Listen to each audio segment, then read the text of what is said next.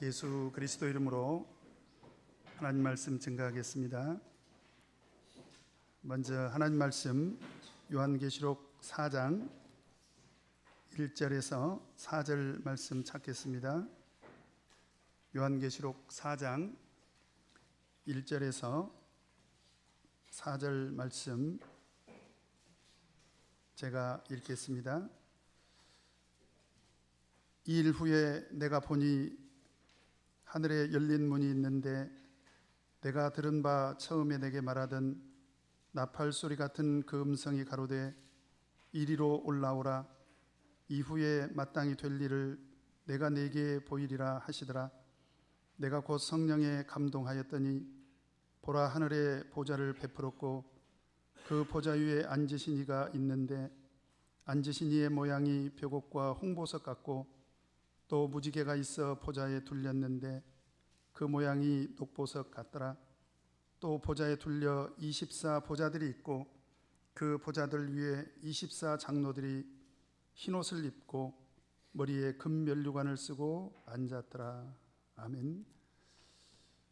오늘 이 시간에는 하늘의 보좌라는 말씀의 제목으로 같이 은혜를 나누도록 하겠습니다. 이제 지난 시간까지 당시에 소아시아에 있었던 7 교회 보내는 그 편지에 대해서 말씀을 드렸습니다. 그리고 이제 오늘 본문 말씀은 어떤 말씀으로 시작을 합니까? 이 일 후에 내가 보니, 이러한 일이 있고 난 뒤에 요한 사도가 이제 본 것이죠. 그러면 이 일은 무엇을 말하는 것입니까? 우리 계시록 1장 19절을 보면 계시록 1장 19절 같이 읽겠습니다. 시작.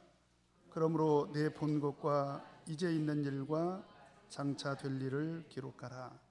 그때 제가 이 말씀을 설명하면서 요한 사도가 본 것은 두 가지라고 말씀을 드렸습니다. 하나는 이제 있는 일, 현재 일을 말하는 거죠. 그리고 또 하나는 장차 될 일, 미래에 장차 이루어질 일이라고 이렇게 말씀을 드렸습니다. 그러면 지금까지 있었던 일은 바로 요한계시록 2장 3장에 기록된 그때 당시의 사도교회 모습이지요. 그래서 그 사도교회 대표적으로 7 교회를 택해서 예수님께서 편지를 통해서 그때 당시에 그 교회에 있었던 일들을 이제 칭찬도 하고 책망도 하신 것을 우리가 잘 알고 있습니다. 그리고 나서 이 일 후에 내가 보니 하늘에 열린 문이 있는데 내가 들은 바 처음에 내게 말하던 나팔 소리 같고 그 음성이 가로되 이리로 올라오라. 이후에 마땅히 될 일을 내가 내게 보이리라. 어떤 일을 보여주겠다는 것입니까? 이후에 마땅히 될 일. 이게 두 가지를 말씀을 하고 있는데, 하나는 뭐냐면 이제 있는 일은 더 이상 보여주지 않겠다. 앞으로 장차 되어질 일을 보여주겠다라는 그런 말씀이고요. 그 다음에 또 하나는 반드시 될 일이다라고 하는 것입니다. 이것은 이렇게 될 수도 있고 저렇게 될 수도 있는 그런 말씀이 아니라 장차 이루어질 일인데 반드시 마땅히 될 일이라고 하는 것은 반드시 이런 일이 일어난다라고 하는 거지요. 그래서 오늘 예수님께서 이제 요한 사도에게 장차 반드시 그 되어질 일에 대해서 오늘 보여주시는데요. 그 내용이 1절부터 4절까지 이렇게 기록이 되어 있습니다. 우리 그 뜻을 생각하면서 같이 한번 1절부터 4절까지 같이 한번 읽어보도록 하겠습니다. 시작. 이 일 후에 내가 보니 하늘에 열린 문이 있는데 내가 들은 바 처음에 내게 말하던 나팔 소리 같은 그 음성이 가로되 이리로 올라오라. 이후에 마땅히 될 일을 내가 내게 보이리라 하시더라. 내가 곧 성령에 감동하였더니 보라, 하늘에 보좌를 베풀었고 그 보좌 위에 앉으신 이가 있는데 앉으신 이의 모양이 벽옥과 홍보석 같고 또 무지개가 있어 보좌에 둘렸는데 그 모양이 녹보석 같더라. 또 보좌에 둘려 24 보좌들이 있고 그 보좌들 위에 24 장로들이 흰 옷을 입고 머리에 금면류관을 쓰고 앉았더라. 뜻이 이해가 되십니까? 예, 뭐가 뭔 소리인지. 그렇죠? 그래서 조금씩 설명을 드리도록 하겠습니다. 그래서 오늘은 1절부터 4절까지만 제가 설명을 드리려고 하는데요. 일단 같이 한번 이제 내 앞에 지금 도화지가 있다고 생각을 하시고, 그죠? 도화지가 있다고 생각하시고 저하고 같이 이제 그림을 한번 그려보도록 하겠습니다. 그래서 계시록 4장 5장은 우리가 그림을 한번 그릴 필요가 있습니다. 그래서 요한 사도가 제일 먼저 본 것은 뭐냐? 하늘에 열린 문이죠. 그래서 하늘을 보니까 문이 열려 있어요. 그죠? 그래서 음성이 들리기를 이제 그리로 들어가라는 거예요. 그래서 하늘이 열린 문을 통해서 들어가서 보니까 이제 어떤 것을 제일 먼저 보게 됩니까? 2절에 보니까 하늘에 보좌가 있더라는 거죠. 보좌는 의자를 말합니다. 의자. 예, 의자. 하늘에 의자가 하나 있어요. 의자가. 자, 의자 그리셨습니까? 열린 문은 안 그리셔도 돼요. 일단 의자를 하나 그리셨습니까? 자, 의자를 보니까 그 의자에 누가 앉아 계세요? 그 보좌 위에 누가 앉아 계십니까? 몰라요. 누가 앉아 계신지 몰라. 그런데 분명한 것은 그 보좌 위에 누군가가 앉아 계시더라는 거지요. 자, 그 보좌에 누군가가 계십니다. 그런데 마치 그 모양이 어떤 모습이더라는 것입니까? 벽옥과 홍보석 같더라. 그러니까 보좌가 하나 있고 거기에서 광채가 나요. 광채가. 그런데 어떤 모습인지는 보이질 않아. 단지 벽옥과도 같고 홍보석 같은 그런 광채가 있더라는 거예요. 자, 그렸습니까?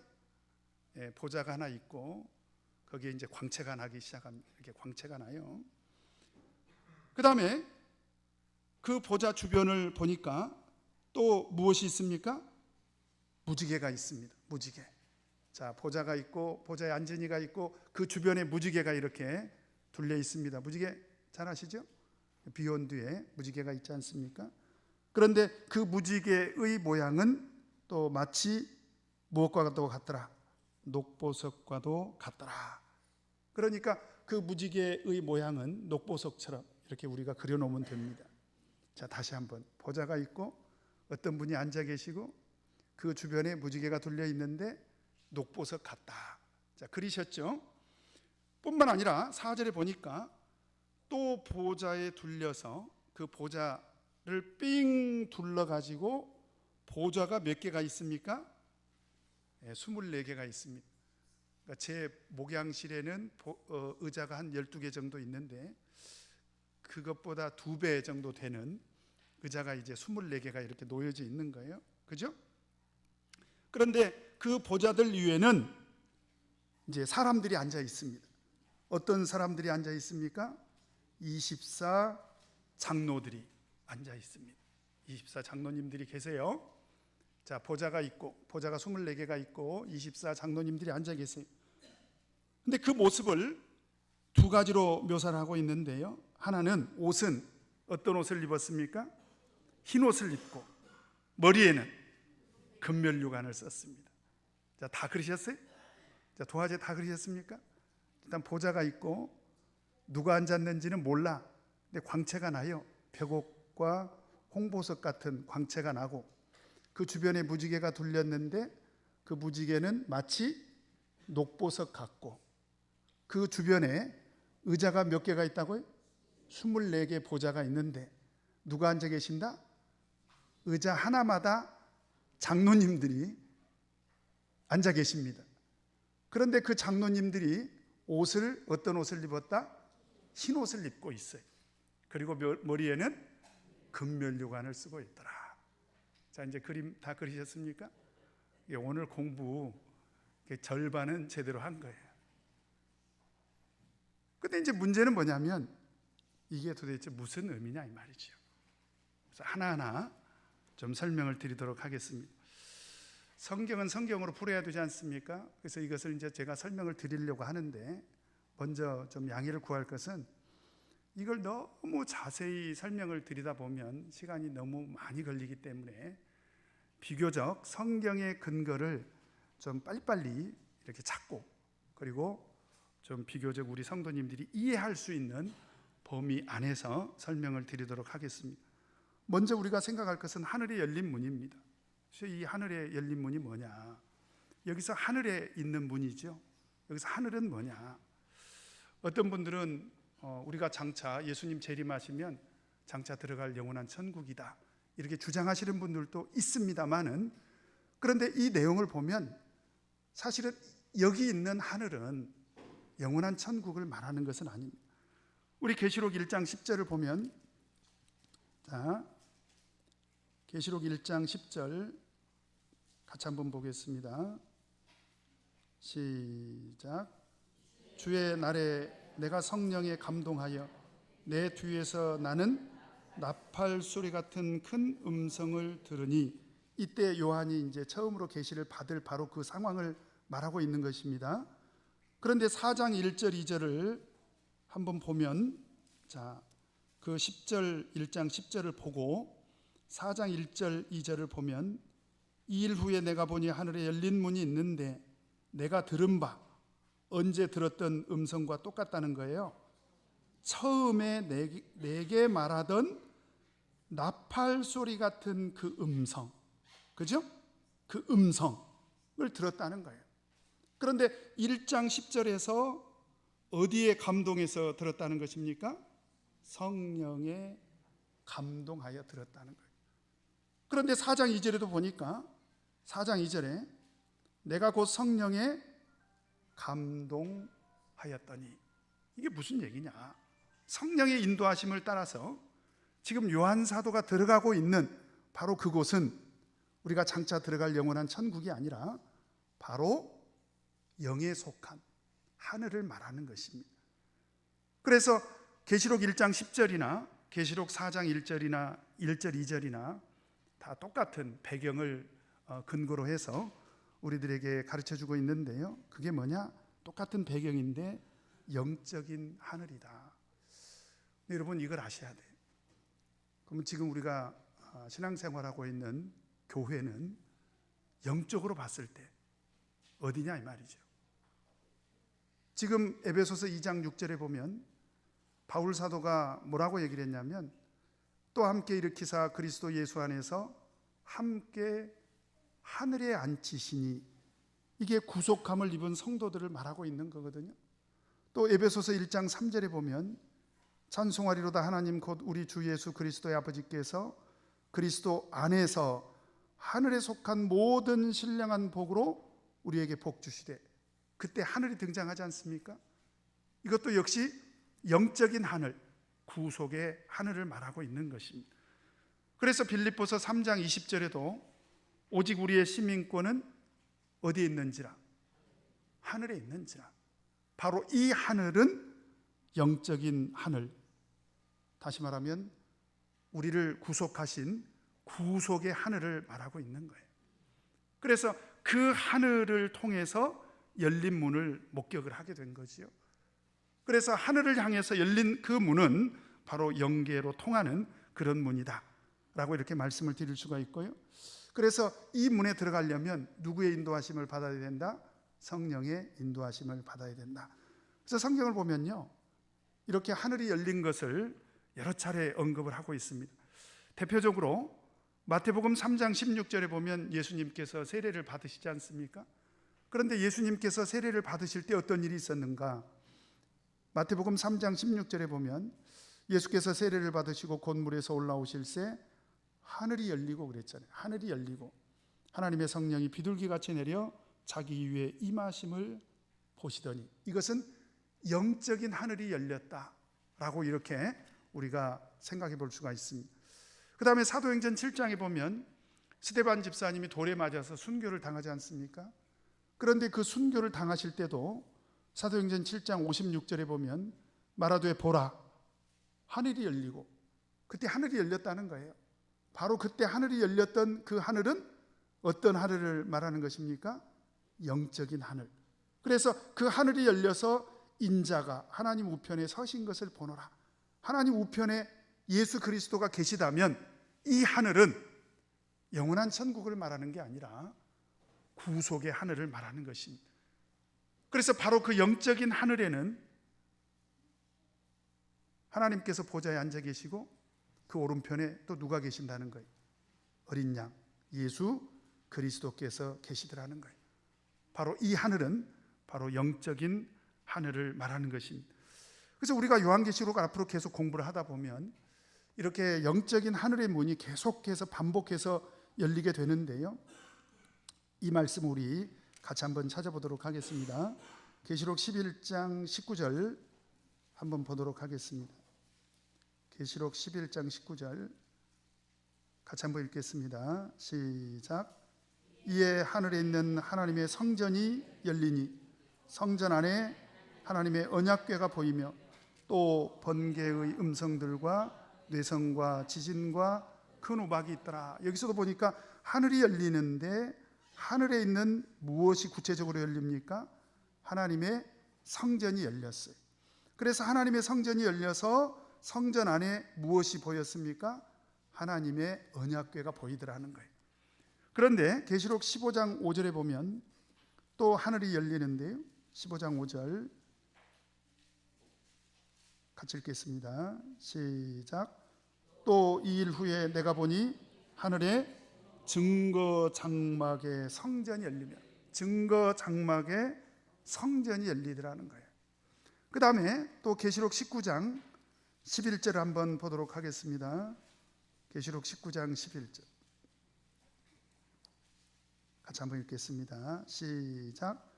또 내가 하늘이 열린 것을 보니 보라 백마와 탄자가 있으니 그 이름은 충신과 진실이라. 그가 공의로 심판하며 싸우더라. 여기서 보니까 하늘이 열렸죠. 그리고 누가 등장합니까? 백마가 등장하고 백마를 탄 자가 등장합니다. 나중에 공부하겠습니다만은 바로 그 백마를 탄 자는 누구냐? 예수 그리스도시죠. 그래서 계시록을 보면 계속해서 반복해서 하늘이 열리는데요, 그런데 똑같은 영적인 하늘이 열리면서 그 내용의 전개가 조금씩 변하고 있다는 것을 알 수가 있습니다. 그래서 오늘 하늘문이 열려서 본 것은 하늘 보좌를 본 거지요.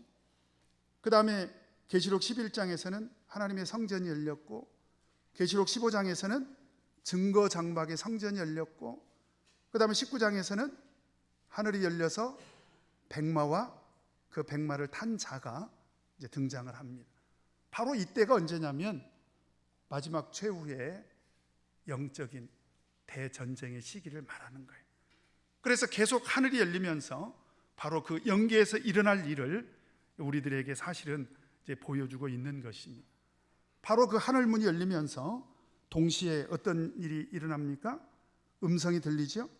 그런데 그 음성은 아까 제가 말씀드린 대로 언제 들었던 음성입니까? 계시록 1장 10절에서 들었던 바로 그 음성, 똑같은 음성을 듣게 되는데요, 그 음성의 내용이 뭐예요? 아까 제가 말씀드렸던 것처럼 이후에 마땅히 될 일을 내가 내게 보이리라. 제가 두 가지로 말씀드렸습니다. 이 일은 언제 일어날 일이다? 앞으로 장차 일어날 일이다. 미래에 일어날 일이다. 그리고 두 번째, 이 일은 일어날 수도 있고 안 일어날 수도 있고 그런 일이 아니라 어떤 일이다? 반드시 일어날 일이다. 장차 일어날 일이라는 거예요. 그러면 한 가지 좀 해결하고 넘어갈 것은, 그러면 구체적으로 그 장차 일어날 그 일이 언제쯤 일어날 거냐? 그러면 요한 사도가 이 계시록을 기록할 당시가 우리가 성경을 통해서 추측을 하는 것은 대략 AD 95년 또는 96년이라고 추정을 합니다. 오차가 있을 수 있어요. 그러나 분명한 것은 AD 90년 경에 이제 이 요한계시록을 기록을 했다는 거지요. 그러면 언제 일어날 일입니까? 적어도 AD 95년이나 96년 이후에 일어날 일이다라고 하는 것을 우리가 알 수가 있습니다. 맞죠? 틀림없죠? 자, 그럼 조금 더 구체적으로 들어가서 그러면 95년이나 96년부터 지금까지 일어날 바로 그 일에 대해서 기록을 했을까? 사실은 그렇지 않습니다. 우리가 계시록 6장부터 이제 계시록 22장까지를 쭉 이렇게 공부를 하게 될 텐데, 계시록 6장부터 22장까지 내용의 주축이 뭐냐? 주축이 세 가지가 있습니다. 세 가지가. 하나가 뭐냐면 7인이 등장을 해요. 7인. 그 다음에 두 번째로 7 나팔이 등장을 하고, 세 번째로 7 대접이 등장을 합니다. 그래서 7인을 공부하고 나팔을 공부하고 대접을 공부하게 될 텐데요, 계시록 6장에서 이제 첫 번째 인, 두 번째 인, 세 번째 인, 네 번째 인을 뗄 때 누가 등장을 하냐면 흰 말, 붉은 말, 검은 말, 그 다음에 청황색 말이 등장을 합니다. 그리고 다섯 번째 인을 뗄 때 어떤 일이 벌어지냐면 핍박을 당해요. 그리고 여섯 번째 인을 뗄 때 이 세상에 대재앙이 일어납니다. 그날을 일컬어서 진노의 큰 날이다, 이렇게 이야기를 합니다. 자, 일일이 찾지 않겠습니다. 그냥 설명만 할게요. 그 다음에 일곱째 인을 뗄 때 드디어 종말이 오거든요. 종말. 자, 그러면 우리가 지금까지 7인이 떼어지는 그 시기를 들어보니까 언제 일어날 일을 이야기하고 있는 거예요? 말세에 일어날 일을 이야기하고 있습니다. 그러니까 이 이야기는 사도시대 이후에 일어날 일인 것 틀림이 없지만, 사실은 조금 더 구체적으로 들어간다면 말세에 일어날 일을 이야기하고 있다. 그래서 7 나팔은요, 그 나팔이 하나씩 불려질 때마다 재앙을 경고하고 있는데, 그때 일어나는 재앙은 이제 부분적인 재앙이, 부분적으로 막 지진도 나고, 그죠? 기근도 생기고 전쟁도 나고, 그 다음에 7 대접이 쏟아지게 되면 전면적인 재앙이 일어나게 됩니다. 그래서 하나님께서 이 세상에 대해서 전면적으로 심판하시는 이제 그런 내용이 등장하게 되지요. 자, 그래서 결론을 내립니다. 지금 오늘 예수님께서 요한 사도에게 이후에 일어날 일, 바로 그 시기는 언제냐? 바로 말세의 시기다. 그래서 사도교회는 포함되지 않습니다. 사도교회는 전혀 포함되지 않습니다. 이 시기는 바로 말세의 시기를 말하는 것이고, 더 정확하게 말해서 오늘 우리가 살고 있는 이 시기를 말하고 있는 것입니다. 그러니까 계시록 4장부터 공부할 때는, 사실 2장, 3장을 공부할 때는 소아시아에 그런 교회들이 있었나 보다, 우리 이렇게 공부를 했지 않습니까? 물론 그것도 오늘 우리들에게 영적으로 본다면 큰 교훈이 되지요. 그런데 직접적으로 계시록 4장에서부터는 지금 요한 사도를 통해서 예수님께서 보여주고 들려주고 계시는 말씀은 누구에게 해당되는 말씀이다? 오늘 우리에게 해당되는 말씀이라는 거예요. 그래서 그런 믿음을 가지고 오늘 말씀을 차분하게 이렇게 들어주시기를 바랍니다. 그러면 이 요한이 이제 하늘의 열린 문을 통해서 이제 들어가게 됐는데요, 성령의 인도하심을 통해서 이제 들어갔습니다. 자, 들어갔더니 어떤 모습을 제일 먼저 보게 됩니까? 2절 한 번 더 읽겠습니다. 2절 같이 읽겠습니다. 시작. 내가 곧 성령에 감동하였더니 보라, 하늘의 보좌를 베풀었고 그 보좌 위에 앉으신 이가 있는데, 여기 성령의 인도하심을 통해서 들어갔더니 제일 먼저 보게 된 그 모습이 뭐냐? 하늘의 보좌입니다. 여러분, 계시록 4장과 5장의 주제는 사실 오늘 설교 제목처럼 하늘의 보좌입니다. 따라서 해보십시다. 하늘의 보좌. 여러분, 시간 나시는 대로 4장, 5장을 계속 반복해서 읽어보시길 바랍니다. 이 4장, 5장을 보면 가장 많이 등장하는 단어가 있어요. 그게 뭐냐? 보좌입니다. 보좌. 19번이나 등장을 합니다. 그래서 하늘의 보좌를 제일 먼저 보게 되는데요, 그러면 이 보좌는 영적으로 무엇을 의미하고 있는가? 우리 계시록 3장 21절을 보면, 자, 계시록 3장 21절. 자, 같이 한번 읽겠습니다. 시작. 이기는 그에게는 내가 내 보좌에 함께 앉게 하여 주기를, 내가 이기고 아버지 보좌에 함께 앉은 것과 같이 하리라. 이 보좌는 어떤 보좌와 관계가 있습니까? 이기는 자에게 앉게 해주실 의자와 관계가 있다는 거예요. 믿음으로 승리한 자들, 믿음으로 이기고 믿음으로 승리한 자들이 앉을 의자인데, 이 의자는 누구 의자라는 거예요? 아버지 보좌와 함께 앉을 의자라는 거예요. 그러면 아버지 보좌가 하나 따로 있겠죠? 자, 지금 오늘 우리가 그림을 그렸던 그걸 한번 상상을 해보십시다. 아버지 보좌가 있죠? 그리고 그 아버지 보좌와 함께 앉을 보좌들이 있다는 거예요. 자, 이해가 되십니까? 이해가 되십니까? 자, 그래서 이 보좌, 아버지 보좌는 누가 앉아 계시는 거예요? 우리 계시록 7장 10절 같이 한번 보겠습니다. 계시록 7장 10절 같이 읽겠습니다. 시작. 큰 소리로 외쳐 가로되 구원하심이 보좌에 앉으신 우리 하나님과 어린 양에게 있도다 하니. 이제 헷갈릴 필요가 없어요. 그 보좌에는 아까는 그냥 단지 벽옥과도 같고 홍보석과도 같다라고 이렇게 묘사만 했는데 7장 10절에 보니까 구체적으로 얘기하고 있습니다. 여기에는 누가 앉아 계세요? 하나님과 어린 양이. 이것은 구속의 세계이기 때문에 그렇게 등장하고 있는 거예요. 하나님 따로 계시고 어린 양 따로 계시는 건 사실은 아닙니다. 그런데 보니까 하나님과 어린 양이 함께 앉아 계시더라는 거예요. 이 보좌를 일컬어서 우리가 하늘의 보좌라고 한다. 그러면 왜 보좌가 등장을 했을까? 이 보좌에는 영적으로 두 가지 의미가 있습니다. 이 보좌는 누구의 보좌냐면 아버지 하나님의 보좌잖아요. 하나님은 누구십니까? 왕이시죠. 만왕의 왕이시죠. 그러면 영적으로 본다면 이 보좌는 무엇을 말하느냐? 왕이신 하나님의 권세를 말합니다. 그래서 이 왕의 보좌를 통해서 하나님의 통치권이 행사가 되는 거예요. 그래서 이 보좌는 하나님의 권세를 의미합니다. 그 다음에 또 하나는 계시록 21장 11절을 보면, 자, 이런 말씀이 있습니다. 계시록 21장 11절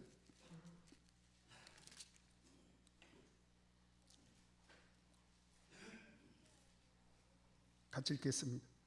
시작. 하나님의 영광이 있음에 그 성의 빛이 지극히 귀한 보석 같고 벽옥과 수정같이 밝더라. 여기서 보니까 그 성의 빛을 일컬어서 하나님의 영광이라고 했는데 그 빛의 모양이 마치 무엇과 같다고 그랬습니까? 보석과도 같고 벽옥과 수정같이 밝더라 그랬지 않습니까? 여기서 하나님의 영광이 등장을 하는데 에스겔 1장 26절에서 28절 그냥 제가 읽기만 하겠습니다. 계시록 1장 26절에서 28절에도 그 머리 위에 있는 궁창 위에 보좌의 형상이 있는데 그 모양이 남보석 같고 그 보좌의 형상 위에 한 형상이 있어 사람의 모양 같더라.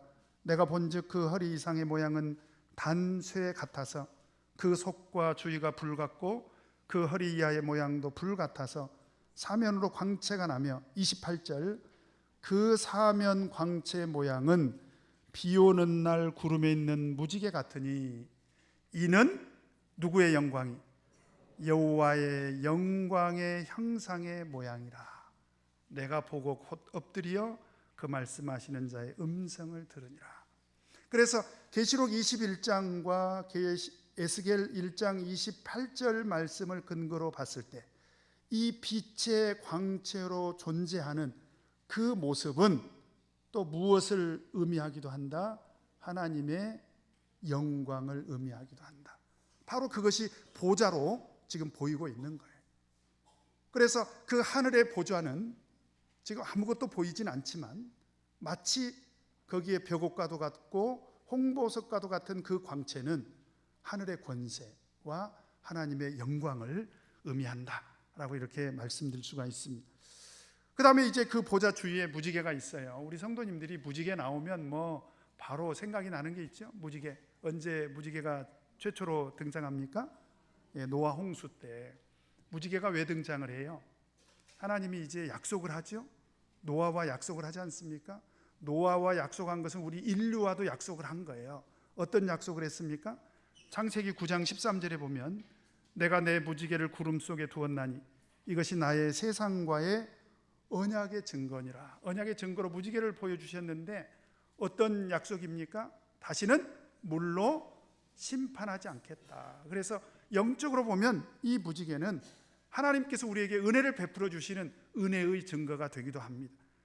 그래서 무지개가 있는 곳은 반드시 하나님의 은혜가 있어요. 그래서 이 보좌를 일컬어서 우리는 은혜의 보좌다 이렇게도 말할 수가 있습니다. 그래서 이곳에서는 심판이 없어요. 이제 다시는 물로 심판하지 않겠다. 그래서 무지개를 주셨지 않습니까? 그래서 지금 우리가 보고 있는 계시록 4장 5장의 보좌는 심판의 보좌가 아니라 바로 은혜의 보좌입니다. 구속의 보좌죠. 그래서 하나님께서 우리를 구원해 주시고 은혜를 베풀어 주시는 그런 보좌다. 근데 계시록 후반에 가서 보면 보좌가 하나 더 등장을 합니다. 우리 계시록 20장 한번 보도록 하겠습니다. 계시록 20장 11절. 계시록 20장 11절 같이 읽겠습니다. 시작. 또 내가 크고 흰 보좌와 그 위에 앉으신 자를 보니 땅과 하늘이 그 앞에서 피하여 간 데에 없더라. 여기서 보니까 보좌가 하나 등장하는데 이 보좌는 뭐예요? 흰 보좌입니다. 흰 보좌. 그런데 이 보좌가 등장함으로 인해서 어떤 일이 벌어지느냐? 12절 같이 읽겠습니다. 시작. 또 내가 보니 죽은 자들이 물론 대수하고 그 보좌 앞에 섰는데 책들이 펴 있고 또 다른 책이 펴졌으니 곧 생명책이라. 죽은 자들이 자기 행위를 따라 책들에 기록된 대로 심판을 받아. 이 보좌는 어떤 보좌냐? 심판의 보좌입니다. 그래서 자기 행위를 따라서 심판을 받기 때문에 이 보좌는 하나님의 공의로운 보좌다 이렇게 말씀드릴 수가 있어요. 그래서 계시록 4장 5장에 등장하는 하늘의 보좌는 구속의 보좌, 은혜의 보좌, 사랑의 보좌예요. 그런데 계시록 20장에 등장하는 흰 보좌, 백보좌라고도 우리가 하죠. 흰 보좌는 바로 심판의 보좌요, 공의의 보좌다. 여기에서 말세의 마지막 최후의 심판이 일어난다라고 하는 것을 알 수가 있습니다. 그 다음에 다시 계시록 4장으로 다시 돌아가서요. 그 하나님의 보좌를 중심으로 해서 4절에 보니까, 자 4절 같이 한번 읽겠습니다. 시작. 또 보좌에 둘려 24보좌들이 있고 그 보좌들 위에 24장로들이 흰옷을 입고 머리에 금면류관을 쓰고 앉았더라. 4장 5장의 주제는 이제 하늘의 보좌지만 구속의 관점에서 보면 4장 5장에서의 주인공은 누구냐? 24장로입니다. 그래서 우리는 이 24장로가 영적으로 어떤 존재인지, 도대체 이 사람들은 누구인지 이걸 알아야 돼요. 다시 한번 말씀드립니다. 4장 5장의 주제는 하늘의 보좌이지만 그 하늘의 보좌 주변에 24장로들이 지금 있지 않습니까? 이들이 주인공이에요. 사실은 주인공이라는 얘기는 하나님을 제쳐놓고 주인공이라는 얘기가 아니라 구속함을 입은 사람들로서의 주인공을 말하는 거예요. 이 사람들이 어떤 사람들인지를 아는 것이 굉장히 중요합니다. 자, 그래서 이 사람들이 어떤 사람들인지를 알려면 제가 순서대로 이 사람들에 대해서 6가지를 먼저 설명을 드리도록 하겠습니다. 6가지. 첫 번째로, 이 사람들은 지금 어디에 있는 장로들입니까? 하늘의 보좌. 그죠? 하늘의 보좌가 세상에 있어요? 영계에 있어요? 영계에 있습니다. 그래서 이 장로들은 영계에 존재하는 그런 장로들이다. 다시 말하면 우리 지금 교회 안에서 장로님들이 계시지 않습니까? 그런 장로님들을 말하는 것은 아니다. 영계 안에 존재하는 그런 장로다. 이건 직분상의 장로를 말하는 게 아니에요. 그걸 이해를 하셔야 되고, 그 다음에 두 번째로 굉장히 중요한 건데요, 이 장로는 누구를 중심으로 해서 존재하고 있습니까? 하늘의 보좌. 그렇죠? 이 하늘의 보좌는 두 가지 의미가 있다고 그랬죠. 하나는 하나님의 권세, 또 하나는 하나님의 영광. 그러면 24 장로들은 어떤 위치에 있냐 이 말이죠. 지금 24 장로들이 그 하늘의 보좌를 중심으로 해서 둘러 있는데, 이 24 장로들은 하나님의 권세와 하나님의 영광을 중심으로 해서 위치하고 있다는 거예요. 그러니까 이들은 하나님의 권세와 하나님의 영광을 떼어놓고는 생각할 수가 없는 거예요. 그래서 이 24 장로는 하나님의 보좌를 중심으로 있는데, 그 하나님의 보좌는 하나님의 권세와 하나님의 영광을 의미한다. 제가 이렇게 말씀을 드렸습니다. 그 다음에 세 번째 말씀드릴 것은, 지금 의자는 한 의자에 몇 분씩 앉아 계십니까? 한 의자에 몇 분씩 앉아 계십니까? 많은 데는 네 분도 앉아 계시고, 아기들이 있으면 5명도 앉아 계시죠? 그죠? 그런데 어떤 분은 지금 혼자도 앉아 계시죠? 그죠? 그런데 이 하늘의 보좌는 반드시 한 사람의 장로당 의자가 하나씩 있다라고 하는 것입니다. 이게 무슨 얘기냐? 하늘 보좌 주위에 둘러서 있는 이 24 장로는 각자의 영적인 위치가 존재한다는 거예요. 의자를 놓고 같이 앉거나, 어떤 사람은 의자가 없거나 그러지 않고, 장로 한 사람 한 사람이 다 각자 자기 의자가 있어요. 그래서 의자가 몇 개 있다고요? 24개가 있고, 장로도 24명이 있다. 그래서 24 보좌와 24 장로는 서로 절대적인 관계가 있습니다. 이것은 세트로, 하나의 세트로 존재한다라고 하는 것입니다. 그 다음에 그러면 네 번째로 우리가 생각할 것은, 이 보좌에 그러면 왜 장로들이 앉아 있냐 이 말이죠. 장로님이시니까 앉아 있을까요? 그렇게 생각하면 오해입니다. 자, 이것은 아까 제가 계시록 3장 21절을 통해서 이미 말씀을 드렸습니다. 3장 21절 한 번만 더 읽겠습니다. 21절, 3장 21절 같이 읽겠습니다. 시작. 이기는 그에게는 내가 내 보좌에 함께 앉게 하여 주기를, 내가 이기고 아버지 보좌에 함께 앉은 것과 같이 하리라. 왜 앉게 해주셨습니까?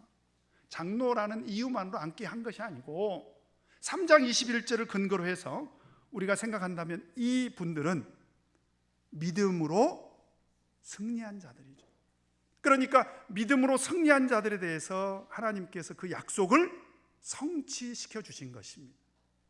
그래서 이분들이 단지 장로라는 이유만으로 앉아 있는 것이 아니라, 계시록 3장 21절에 있는 말씀처럼 이겼다는 거예요. 믿음으로 승리했다. 그래서 하나님께서 그 약속을 지켜주신 거죠.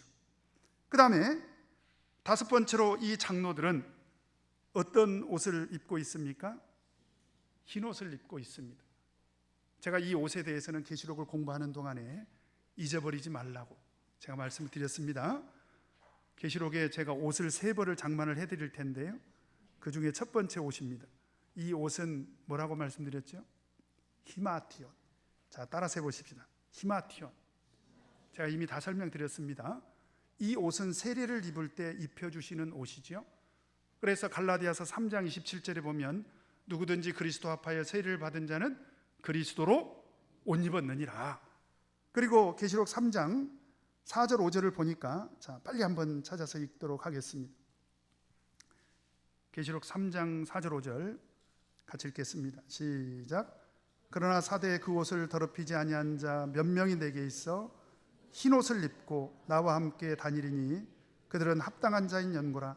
이기는 자는 이와 같이 흰 옷을 입을 것이요 내가 그 이름을 생명책에서 반드시 흐리지 아니하고 그 이름을 내 아버지 앞과 그 천사들 앞에서 시인하리라.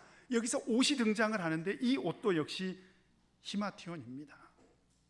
여기서 굉장히 중요한 말씀을 하세요. 이 옷을 더럽혀서는 안 된다는 거예요.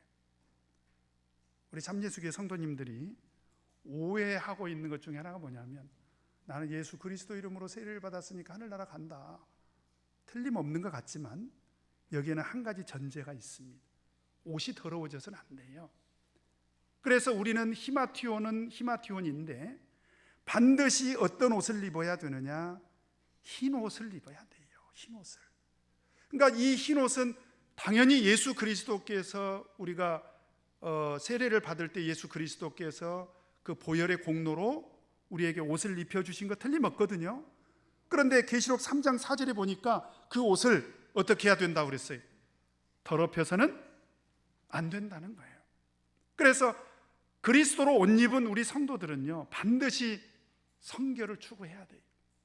거룩을 추구해야 됩니다. 그래서 죄를 멀리 해야 돼요. 그리고 우리가 연약해서 혹시라도 죄를 짓게 된다면 어떻게 해야 됩니까? 예수 그리스도의 십자가의 보혈을 의지해서 반드시 회개를 해야 됩니다. 그래서 베드로후서 3장 14절에 보면, 그러므로 사랑하는 자들아 너희가 이것을 바라보나니 주 앞에서 점도 없고 흠도 없이 평강 가운데서 나타나기를 힘쓰라 그랬고, 로마서 13장 14절에 보면 오직 주 예수 그리스도로 옷 입고 정욕을 위하여 육신의 일을 도모하지 말라. 그래서 이 옷은요, 더럽혀서는 안 돼요. 뿐만 아니라 마지막 예수님 오실 때까지 이 옷을 반드시 지켜야 됩니다. 우리 계시록 16장 15절을 한번 보도록 하겠습니다. 계시록 16장 15절 같이 읽겠습니다. 시작. 보라, 내가 도적같이 오리니 누구든지 깨어 자기 옷을 지켜 벌거벗고 다니지 아니하며 자기의 부끄러움을 보이지 아니하는 자가 복이 있도다. 예수님이 도적같이 올 텐데 그때까지 반드시 이 옷을 지켜야 된다는 거예요. 그런데 이 옷이 뭐냐? 밍크 코트가 아니라 히마티온입니다. 따라서 해보십시다. 히마티온. 그래서 지금 24 장로들이 입고 있는 이 옷은 히마티온인데 더러워지지 않는 히마티온입니다. 흰 옷을 입고 있다라고 하는 것입니다. 그 다음에 여섯 번째로 계시록 4장 4절로 다시 돌아왔어요. 장로들이 흰 옷을 입고 그 다음에 머리에는 뭘 쓰고 있습니까? 금면류관을 쓰고 있더라. 면류관을 쓰고 있더라. 면류관을. 그런데 계시록에 면류관이 두 개가 등장합니다. 하나가 지금 계시록 4장 4절에 면류관이 등장을 하고요, 또 하나가 계시록 12장 13장에 가면 또 면류관이 등장을 하는데 시간 관계상 찾지 않겠습니다. 근데 원어가 달라요. 계시록 4장 4절에서 이야기하고 있는 이 면류관은 스테파노스입니다. 따라서 해보십시다. 스테파노스. 근데 공교롭게 우리 순교를 당하신 스데반 집사님과 원어가 똑같아요. 이 스데반 집사님도 스테파노스입니다. 그러면 이 스테파노스는 어떤 면류관이냐? 이 면류관은 올림픽에 나가가지고 송기정 선수가 마라톤에서 1등을 했지 않습니까? 그죠? 그때 씌워준 면류관이에요. 이것은 승리한 자들에게 씌워주시는 그런 승리의 면류관이라는 거죠. 그래서 계시록 2장 10절에 보면, 계시록 2장 10절 같이 한번 읽겠습니다. 시작. 내가 장차 받을 고난을 두려워 말라. 볼지어다 마귀가 장차 너희 가운데서 몇 사람을 옥에 던져 시험을 받게 하리니 너희가 10일 동안 환난을 받으리라. 내가 죽도록 충성하라. 그리하면 내가 생명의 면류관을 내게 주리라. 여기서 보니까 면류관이 등장하지요. 이 면류관이 바로 스테파노스입니다. 이것은 승리한 자들에게 주시는 면류관. 그러면 계시록 12장 13장에 등장하는 면류관은 뭐냐? 디아데마라고 합니다. 따라서 해보십시다. 디아데마. 이것은 왕관을 말하는 거예요. 왕관. 그래서 왕이 쓰는 관은 디아데마. 그 다음에 승리한 자가 쓰는 면류관은 뭐라고요? 스테파노스. 그런데 지금 이 24 장로들은 지금 무엇을 쓰고 있습니까?